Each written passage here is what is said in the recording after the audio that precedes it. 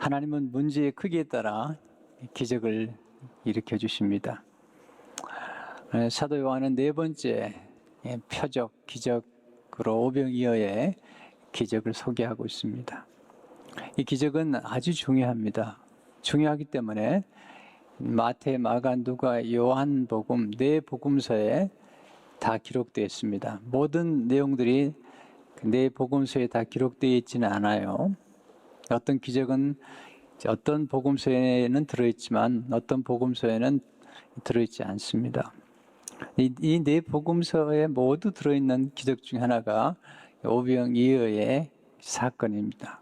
왜냐하면 아주 중요하기 때문인 것을 보게 됩니다. 특별히 요한복음에는 빌립과 안드레와의 예수님과의 대화가 기록되어 있는 것을 보게 됩니다. 예수님과 제자들이 직면한 문제는 큰 문제입니다. 큰 무리를 먹이는 문제입니다. 5절에 보시면 예수께서 눈을 들어 큰 무리가 자기에게로 오는 것을 보시고 빌립에게 이르시되 우리가 어디서 떡을 사서 이 사람들을 먹이느냐 하시니, 여기 큰 무리라는 거죠. 이것은 큰 문제예요. 왜냐하면 이 큰 무리를 먹여야 되기 때문입니다. 큰 무리를 먹이는 문제는 큰 문제입니다. 인생에서 가장 중요한 문제는 먹는 문제입니다. 먹는 문제는 곧 생명의 문제입니다. 생명의 문제일 뿐만 아니라 생명의 문제를 뛰어넘는 관계의 문제이고 또 교제의 문제입니다. 창세기 선악과와 생명나무 과실로 시작해서 요한계시록까지 먹는 문제로 계속 반복돼서 나오고 또 예수님께서 생명의 떡으로 음식으로 오신 것이죠. 먹는 문제는 단순하게 우리가 그 먹는 거 가지고 그러느냐 그렇게 얘기할 수 있는 것이 절대로 아닙니다.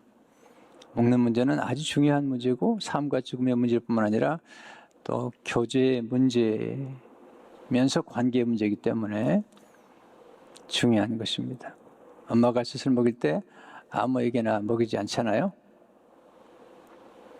또 하나님께서 우리에게 양식을 주실 때 생명의 양식을 먹는 사람들이 또 정해져 있는 것을 보게 됩니다. 중요한 것은 오늘 본문은 큰 문제를 지금 예수님께서 해결하는 것을 제자들에게 가르쳐주고 있는 것입니다. 첫째로 예수님은 작은 것을 통해서 큰 기적을 일으켜 주십니다. 예수님께서 큰 무리를 보시고 똑같은 사건이 마태복음 14장에 보면 불쌍히 여기셨다. 또 요한복음 예수님께서 이 큰 무리를 보시고 빌립에게 질문을 하세요. 5절을 보시면 우리가 어디서 떡을 사서 이 사람들을 먹이겠느냐. 어디서? 빌립에게 물어보는 겁니다. 그랬더니 빌립이 동문서답을 하죠. 6절에 보시면 이렇게 말씀하시면 친히 어떻게 하실지를 아시고 빌립을 시험코자 하심이라. 7절 빌립이 대답하되 각 사람으로 조금씩 받게 할지라도 200데나리온의 떡을 부족하리이다. 200데나리온. 한 사람의 한 노동자의 품삯이 한 데나리온 하루에. 근데 200데나리온의 떡을 산다 하지라도 부족합니다. 이렇게 이야기하고 있는 것을 보게 됩니다. 빌립의 문제는 생각이 빠르고 정확하지만 염세적인 데 있습니다. 그의 신앙이 나약했습니다. 그의 계산 속에 예수님이 들어가 있지 않습니다. 문제 속에 해결책이 있는 것 같지만 사실은 하나님 안에 해결책이 있습니다. 하나님을 포함시켜야 됩니다. 빌립은 지금 예수님을 포함시키지 않은 채로 계산을 하고 있습니다.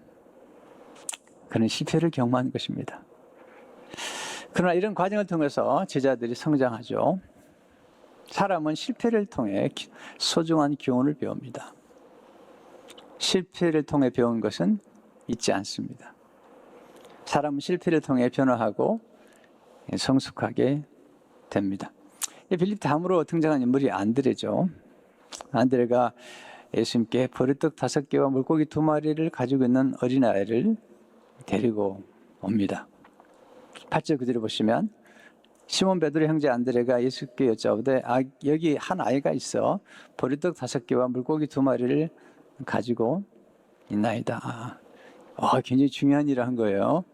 오병이의 기적을 일으킬 수 있는 하나의 소스를 가져오는 거죠. 한 어린아이를 데려오고 그리고 떡 5개와 물고기 2마리를 가지고 온 것입니다. 그런데 안드레도 믿음이 약해요. 부정적인 말을 하죠. 9절에 보시면 그러나 그것이 이 많은 사람에게 얼마나 되겠사옵나이까. 맞죠? 맞는데 여전히 안드레도 이 문제 속에 예수님을 더하지 않고 있습니다. 자, 근데 빌립과 안드레가 부정적이긴 하지만 이 두 사람의 장점이 있습니다.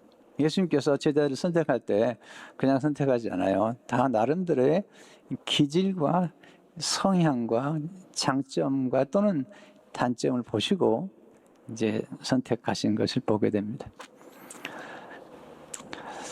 요한복음 제가 참 좋아하는데요. 요한복음 12장에 보게 되면 놀라운 얘기가 나와요. 헬라 사람들이 이방인들이죠. 그러나 헬라 사람들이 이방인이지만 하나님을 경외하는 가운데 예루살렘에 예배하러 옵니다. 헬라 사람들이 빌립을 찾아갑니다. 예수를 비웃기 원합니다. 참 놀랍잖아요. 유대인들은 예수님을 무시하는데 헬라 사람들이 그 멀리서 와서 예수님을 비웃고자 하는. 근데 빌립이 그들을 데리고 예수님께로 간 것이 아니라 빌립이 안드레에게 찾아갑니다. 그래서 안드레가 빌립과 함께 이 헬라 사람들을 예수님께로 데려갑니다. 거기서 예수님께서 놀라운 말씀을 하시죠. 하늘의 미랄 땅에 떨어져 죽지 않으면 하나 그들고 죽으면 많은 열매를 맺느니라. 이 말씀을, 이 복음의 말씀을 헬라 사람들에게 전해주는 것이죠.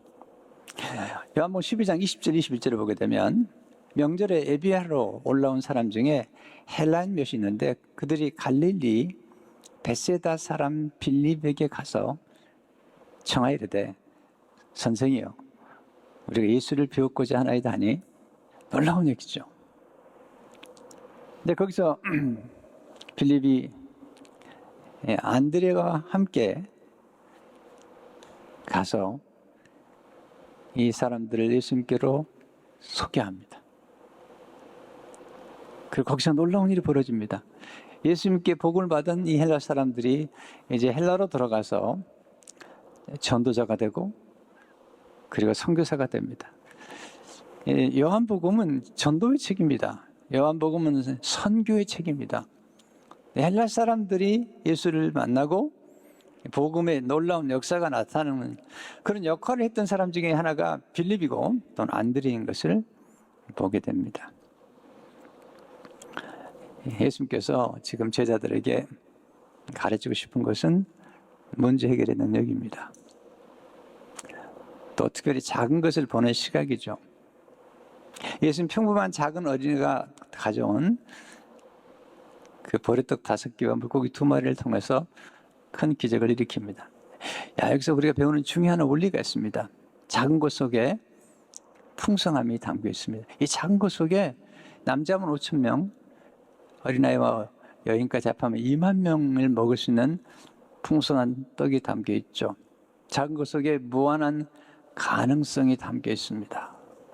저는 이 작은 것을 참 소중히 여깁니다. 왜냐하면 작은 씨앗 속에 큰 나무가 담겨 있고 작은 씨앗 속에 거대한 숲이 담겨 있기 때문이죠.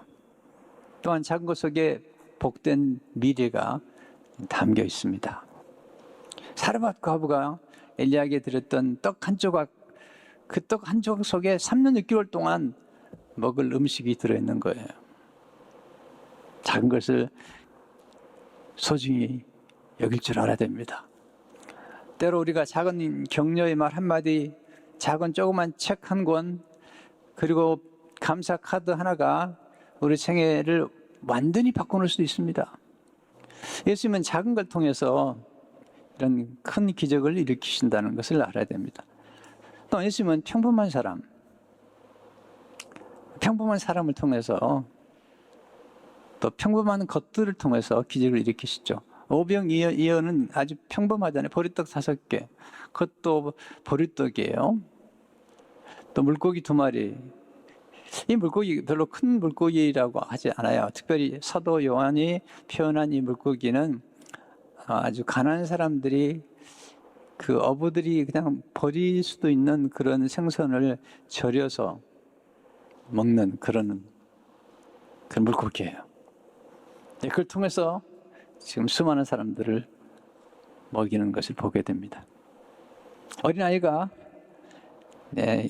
드렸잖아요. 이 드림을 통해서 나눔이 시작이 되고 그리고 풍성함이 시작되는 것을 보게 됩니다. 예수님은 문제를 해결해 주실 때 우리가 가진 것을 통해서 해결해 주셔요. 이걸 제가 거듭 강조하고 싶어요. 우리가 어떤 문제가 생기면 항상 멀리 생각하는데 그게 아니라 우리가 가진 것 또는 우리가 아는 사람들, 또한 예수님의 손에 우리가 소유한 것을 올려놓을 때 놀라운 기적이 전개됩니다. 우리만 가지고 있으면 안 되죠. 우리가 가진 것을 예수님의 손에 올려드려야 됩니다. 세상의 관점에서는 많이 나누어지면 우리가 가진 것이 줄어듭니다. 네, 천국의 관점에서는 나누어 줄수록 더 풍성해집니다. 마크 베터슨이 그 책에서 이렇게 얘기하죠. 하나님의 경제학은 5 더하기 2은 7이 아니다. 당신이 방정식에 하나님을 더하면 빵 5개 플러스 물고기 2마리, 그러면 5,000명분, 그 2만 병문의 식사와 남는 것이 12바구니다. 당시 시작할 때 가졌던 것보다 훨씬 더 많이 남게 된다. 하나님의 원리죠. 우리가 가진 것을 하나님의 손에 올려드리니까 하나님 그걸 통해서 놀라운 역사를 일으켜주시는 것을 보게 됩니다. 손에만 있으면 안 되죠. 안드레의 손에만 있으면 안 되죠. 예수님의 손에, 사르밧 과부의 손에만 있으면 안 되죠. 그것을 엘리야의 손에, 곧 하나님의 손에 맡겼더니 놀라운 역사가 나타나는 것을 보게 됩니다. 2번째, 예수님은 감사를 통해 큰 문제를 큰 기적으로 바꾸어 주십니다. 근데 예수님이 기적을 행하시기 전에 먼저 제자들에게 명령을 하세요. 10절에 보세요. 예수께서 이르시되 이 사람들로 앉게 하라 하시니 그곳에 잔디가 많은지라 사람들이 앉으니 수가 5,000명쯤 되더라. 제자들에게 명을 하세요. 아직 감사기도 드리기 전이에요. 앉게 하라는 거죠. 근데 이제 성경 보게 되면 이제 앉게 하라는 거기다가 이렇게 줄을 이렇게 좀 달아놨는데 이렇게 기대에 앉게 하라. 그 당시에 식사를 할 때는 약간 기대에 앉아서 식사를 하는 거예요. 근데 지금 사람들에게, 그 많은 사람들에게 지금 줄 음식이 없잖아요. 오병이어밖에 없는데 예수님께서 제자들에게 명을 하시는 거예요. 앉게 하라는 거예요. 제자들이 순종하잖아요. 10절을 보니까 다시 한번 보실까요? 예수께서 이르시되 이 사람들로 앉게 하라 하시니 그곳이 잔디가 많은지라 사람들이 앉으니 수가 5,000명쯤 되더라. 예수님은 제자들의 순종을 통해서 기적을 창조하기 시작합니다. 순종이 기적을 창조합니다.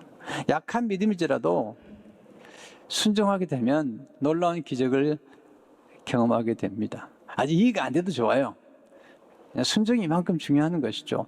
순종을 통해 기적을 경험하면 우리의 믿음이 점점 자라게 됩니다. 3번째, 예수님 우리를 자유케 하시는 유월절 어린 양으로 오신 것입니다. 1절부터 4절을 보시면 아주 중요한 언급을 하죠. 그 후에 예수께서 디베라의 갈릴리 바다 건너편으로 가심에, 이게 베세다예요. 빌립의 고향이에요. 큰 무리가 따르니 이는 병자들에게 행하시는 표적을 보았음이로라. 예수께서 산에 오르사 제자들과 함께 거기 앉으시니 마침 유대인의 명절인 유월절이 가까운지라. 이 유월절이 가까웠다. 지금 세례 요한은 유월절 얘기를 자주 합니다. 사도 요한은. 왜냐하면 유월절과 예수님과 관계가 있기 때문에 예수님은 유월절 어린 양으로 오신 거예요. 자, 유월절 사건의 첫 번째 유래는 모세와 함께 시작됐잖아요. 모세가 애굽의 재앙을 하나님 내리게 하실 때 마지막 재앙이 장자의 죽음인데 그때 어린 양의 피가 쏟아지죠. 그래서 어린 양을 통해서 이제 새로운 역사가 시작이 됩니다. 곧 어린 양이 피 흘린 유월절을 통해서 이스라엘의 달력이 시작이 됩니다. 그리고 그 유월절 어린 양의 피를 통해서 그들은 풍부함을 경험하게 됩니다. 어떻게? 어린 양의 피와 함께 애굽 사람들에게 구한 은금과 폐물을 가지고 그들은 이제 자유를 누리게 됩니다. 자유. 바로의 권세에서 자유케 되는 것입니다. 첫 번째 모세가 한 것입니다. 그리고 나와서 광야로 나옵니다. 그리고 유월절이 지난 50일 만에 모세가 시내산에서 율법을 받습니다. 그리고 광야 생활을 38년 하는 겁니다. 사실 그래서 베데스다 연못가에 38년 된 병자는 어떤 면에서 유대 종교, 곧 38년 동안 광야 방황했던 유대 종교의 또 하나의 표징일 수 있다는 것이죠. 근데 거기서 광야에서 그들은 만나를 먹지 않습니까? 지금 요한복음 6장을 읽다 보면 지금 오병이어의 얘기를 하긴 하지만 사실은 더 중요한 얘기를 하는 것입니다. 예수님께서 생명의 떡으로 오셨다는 사실을 이제 말씀하고 싶은 거죠. 자, 지금 이 분위기가 뭐냐면 마태복음과 마가복음에 보면 이걸 빈들이라는 말을 썼어요. 첫 번째 출애굽을 모세가 했다면 제2의 출애굽이 더 중요해요. 첫 번째 출애굽은 바로의 손에서 건져내는 거라면 두 번째 출애굽은 전 인류를 죄와 사망과 마귀의 권세로부터 건져내시는 거예요. 그것도 전 인류를. 두 번째 출애굽의 사건의 예수님은 곧 모세와 같은 선지자보다 더 위대하신 예수님께서 오셔서 모세는 자신이 죽지 않았습니다. 모세는 어린 양을 죽였습니다. 근데 예수님은 친히 어린 양이 되셔서 친히 자신이 죽으신 겁니다. 그리고 우리를 인도하셔서 친히 구약에서는 모세는 하늘에서 만나를 내렸다면 예수님은 친히 자신의 생명의 살을 우리에게 주신 것입니다. 그렇게 함으로써 우리를 죄와 사망과 권세로부터 자유케 하시고 우리에게 진정한 자유와 진정한 생명을 주신 것이죠. 신명기 18장 15절에 보게 되면 내 하나님 여호와께서 너희 가운데 내 형제 중에서 너를 위하여 너와 같은 선지자 하나를 일으키시니 너희는 그의 말을 들을지니라. 그래서 오병이의 기적이 일어나니까 14절에 보세요. 이렇게 말씀하죠. 그 사람들이 예수께서 행하신 이 표적을 보고 말하되 이는 참으로 세상에 오실 그 선지자라 하더라. 모세가 얘기했던 그 선지자. 15절에 보세요. 그러면 예수께서 그들이 와서 자기를 억지로 붙들어 임금으로 삼으려 하신 줄 아시고 다시 혼자 산으로 떠나 가시니라. 예수님은 생명의 떡으로 오셨습니다. 예수님이 왜 혼자 산으로 올라가셨을까요? 예수님은 인기를 얻으려고 오신 게 아닙니다. 세상 임금이 되려고 오신 게 아닙니다. 예수님 이미 왕 중에 왕이십니다. 예수님이 이 땅에 오신 가장 중요한 이유는 예수님이 살과 피를 우리에게 주시기 위한 것입니다. 왜냐하면 살과 피가 아니면 우리를 죄를 용서하시는 죄와 그리고 사망 그리고 마귀의 권세로부터 우리를 구출할 수 없기 때문인 것입니다.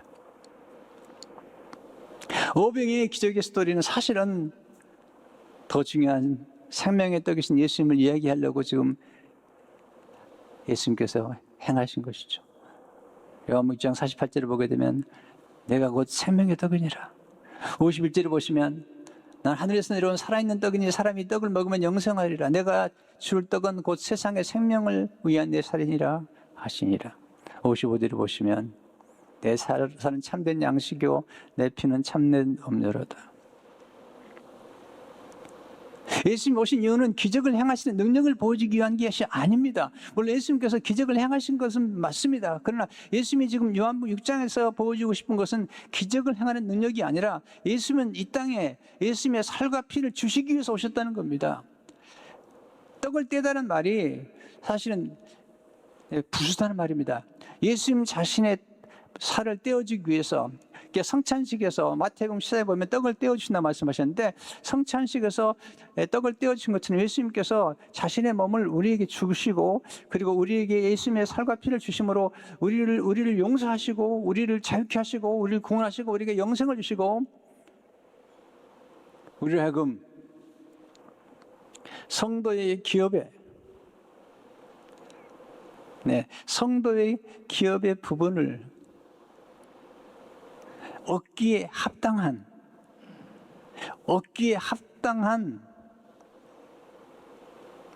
사람들을 만들어 주신 거예요.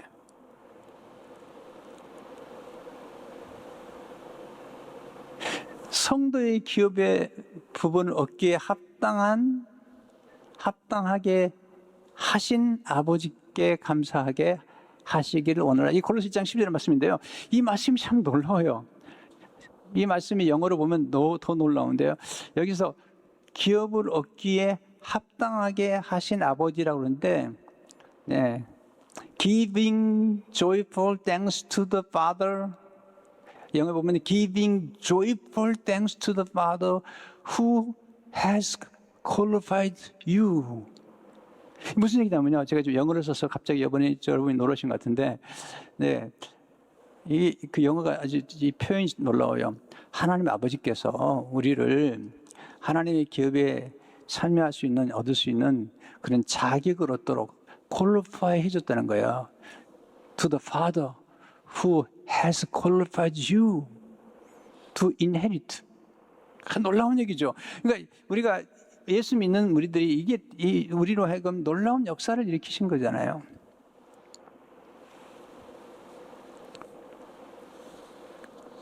성도 여러분, 오늘 여러분에게 문제가 있습니까? 문제 속에서 기적을 보십시오. 근데 중요한 것은 여러분이 가지고 있는 것 가운데 가지고 있는 작은 것 작다고 하지 마세요. 예수님의 손을 옮겨주세요. 어린아이 같은 오병이에 통해서 역사하신 주님께서 지금도 같은 일을 하세요. 중요한 것은 하나님을 더하셔야 돼요. 오병이에다가 하나님이 더하셔야 됩니다. 문제 속에 해결책이 있는 것이 아니라 예수님 속에 해결책이 있는 것입니다. 문제가 해결책이 되는 게 아니잖아요. 문제 때문에 얼마나 많은 문제가 생깁니까? 그러나 문제를 예수님께로 가져가고 그리고 예수님 안에 있는 문제 해결책을 통해서 문제의 기적이 나타나는 것입니다. 그러나 기적보다 더 중요한 것은 뭐냐면 예수님께서 친히 예수님의 생명과 예수님의 피와 살을 우리에게 주셨다는 것. 그래서 우리에게 영생을 얻게 하는 항상 표적이 있고 그리고 믿음이 있고 그리고 생명이 있는 것처럼 이 오병이의 기적 가운데 표적이 있고 예수님이 선지자라는 사실을 사람들이 믿고 그리고 생명의 뜻은 예수님께서 우리에게 생명을 주셔서 영생을 얻게 된 것입니다. 그러므로 우리가 어떤 문제를 만들지 낙심하지 말아야 됩니다. 부정적인 생각보다는 긍정적인 생각을 해야 됩니다. 우리는 겸손해야 됩니다. 전 보리떡입니다. 그래야지 하나님께서 쓰시는 겁니다. 나 괜찮은 사람인데요? 그러면 말씀하시죠. 그럼 알아서 하라고. 근데 저 보리떡입니다. 근데 가진 게 이겁니다. 마더 테레사가 수녀 원장에 찾아가서 제가 가난한 어린아이들을 위해서 헌신하겠습니다. 물었습니다. 내 손에 있는 게 무엇이냐고. 손을 펴서 보여줬습니다. 동전 3개가 있었습니다. 수도원장이 웃었습니다. 마다 테레사는 이 동전 3개 속에서 수많은 어린아이들이 사랑을 받고 수많은 노숙인들이 사랑을 받는 걸 보았던 것입니다.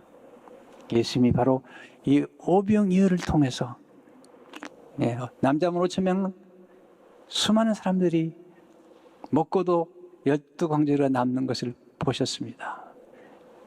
이 안목이, 이 믿음이 여러분에게 있으시기를 주의 이름으로 축원합니다.